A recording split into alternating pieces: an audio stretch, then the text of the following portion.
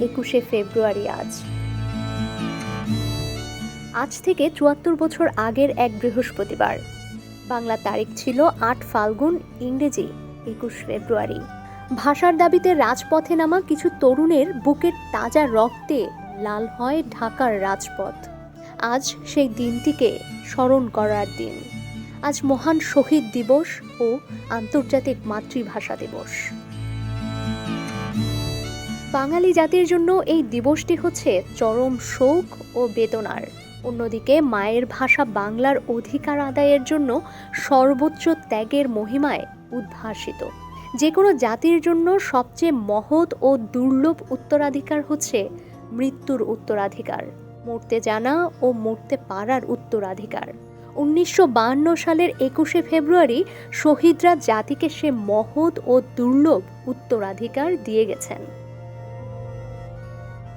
১৯৫২ সালের এই দিনে বাংলাকে রাষ্ট্রভাষা করার দাবিতে বাংলার ছাত্র ও যুব সমাজ সহ সর্বস্তরের মানুষ সে সময়ের শাসক গোষ্ঠীর চোখ রাঙানি ও প্রশাসনের ১৪৪ ধারা উপেক্ষা করে স্বতঃস্ফূর্তভাবে রাজপথে নেমে আসে।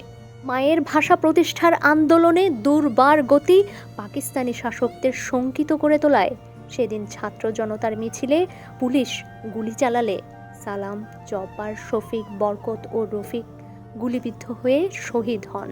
এই আত্মত্যাগের ধারাবাহিকতায় ১৯৫৬ সালে তৎকালীন পাকিস্তান সরকার বাংলাকে অন্যতম রাষ্ট্রভাষার স্বীকৃতি দিতে বাধ্য হয়।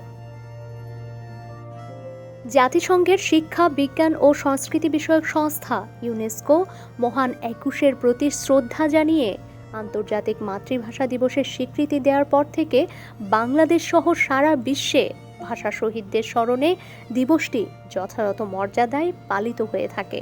কালো ব্যাজ ধারণ, প্রভাত ফেরি সহকারে শহীদদের প্রতি শ্রদ্ধা জ্ঞাপন ২১শে ফেব্রুয়ারির এক অবিচ্ছেদ্য অংশ।